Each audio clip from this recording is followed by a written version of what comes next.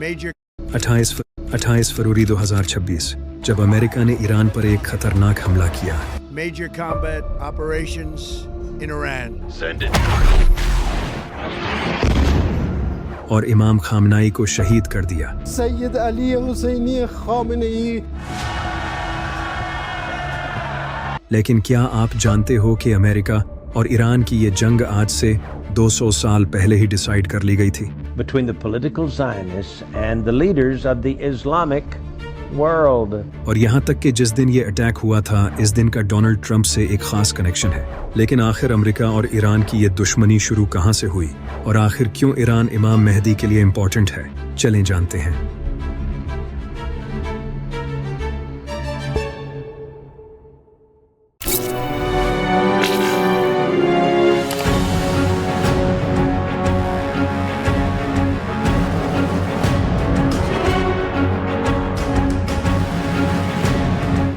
जब Shah Reza Pahlavi को Iran का बादशाह बना दिया गया। शाह रजा पहलवी इसराइल और अमेरिका का एक पपेट था। इसे ब्रिटेन और अमेरिका ने ही ईरान का बादशाह बनाया था और वो ईरान को एक इस्लामी कंट्री से हटाकर एक मॉडर्न वेस्टर्न कंट्री बनाना चाहता था। इसने बादशाह बनते ही ईरान को बदलना शुरू कर दिया। इसने ईरान में लिबरल कानून लगा दिए, जैसे कोई भी शराब बेच सकता है, औरतें जैसा मर्जी चाहें लिबास पहन सकती हैं और मूवीज और दूसरे वेस्टर्न कल्चर को प्रमोट करना शुरू कर दिया। इसके अलावा इसने इस्लाम के लॉज पर पाबंदियां लगा दी थी, जैसे कि औरत हिजाब तक नहीं पहन सकती। यानी कि इस इंसान ने इस्लाम को हटाकर इन यहूदियों का कानून ला दिया था। लेकिन जब ये ईरान का बादशाह बना तो इसके कई साल बाद 1941 में ईरान के हालात ठीक नहीं थे, क्योंकि इस वक्त ईरान में ऑयल क्राइसिस चल रहा था और शाह रजा की हुकूमत भी काफी अनस्टेबल थी।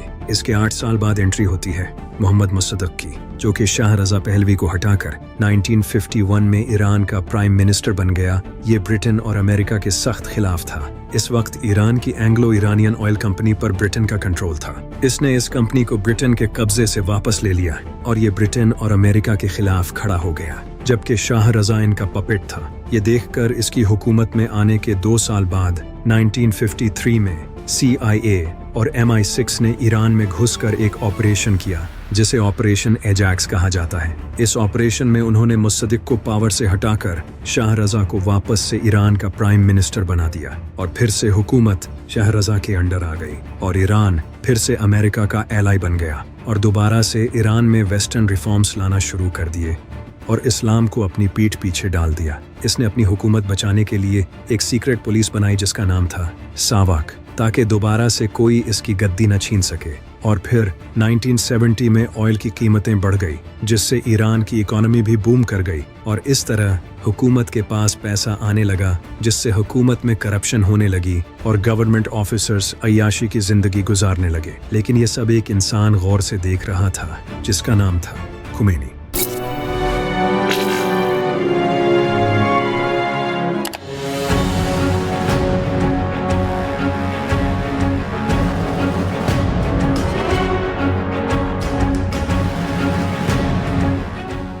जो कि ईरान के शहर कुम में एक टीचर थे और उन्होंने अपनी पूरी जिंदगी इस्लाम, फिलॉसफी और तसव्वुफ को सीखने में गुजारी थी। इमाम खुमैनी शाह की उस हुकूमत के सख्त खिलाफ थे, क्योंकि वो जानते थे कि शाह ईरान को इस्लाम छोड़कर एक वेस्टर्न कंट्री बना रहा है। इमाम खुमैनी ने शाह की इन हरकतों को देखकर 1963 में एक पावरफुल स्पीच की, जिसमें उन्होंने शाह रजा की इन घटिया हरकतों को क्रिटिसाइज का निशाना बनाया और लोगों को बताया कि ये इस्लाम को तबाह करने में लगा है और अमेरिका और इसराइल का नौकर है। इमाम खुमैनी की इस स्पीच से लोग बहुत इम्प्रेस हुए और वो ईरान में फेमस हो गए। जब ये स्पीच शाह रजा के पास पहुंची तो इसने इमाम खुमैनी को अरेस्ट करने के ऑर्डर्स दे दिए और फिर इमाम खुमैनी को अरेस्ट कर लिया गया। इनकी गिरफ्तारी के बाद पूरे ईरान में प्रोटेस्ट होने लगे। हजारों लोग गलियों में आकर प्रोटेस्ट करने लगे और हुकूमत ने हजारों लोगों को शहीद भी किया। यहाँ से इनकलाब की वो आग जल उठी थी। इस इंसिडेंट के बाद इमाम खुमैनी को छोड़ दिया गया, लेकिन उन्होंने तब भी शाह के खिलाफ बोलना नहीं छोड़ा।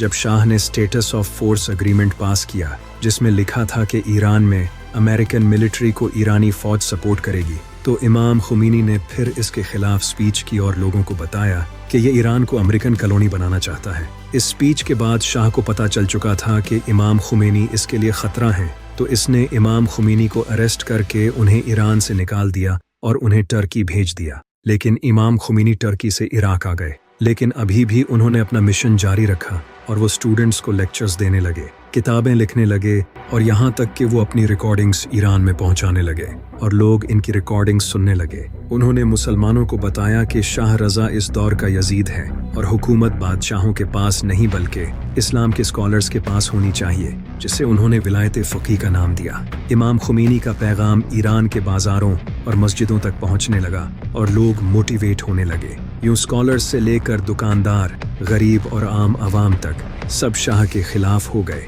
और हर तरफ शाह की हुकूमत के खिलाफ मुखालफत होने लगी।